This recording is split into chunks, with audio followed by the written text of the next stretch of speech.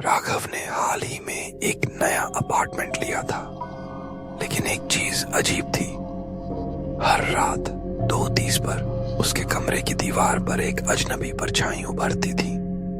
शुरुआत में उसने सोचा कि यह किसी खिड़की से आने वाली रोशनी का खेल होगा, लेकिन एक रात जब उसने फोन की फ्लैशलाइट जलाई तो परछाई हिली नहीं।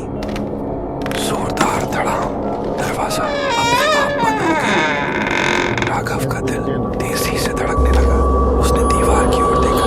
परछाई अब और बड़ी हो गई थी। उसके सिर से निकलती टेढ़ी मेढ़ी शाखाओं जैसी आकृतियां अब पूरे कमरे में फैल रही थी। सांसें थम जाती हैं।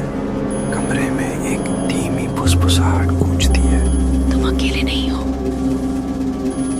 राघव ने हिम्मत करके दीवार छूने की कोशिश की और तभी राघव चीखते हुए पीछे हटा। लेकिन अब परछाई सिर्फ दीवार पर नहीं थी, अब मूर्त रूप ले चुकी थी। उसकी आंखें खोखली और गहरी काली थी और उसका मुंह धीरे धीरे एक असंभव रूप से चौड़ी मुस्कान में बदलने लगा। झटके से कमरे की लाइट बंद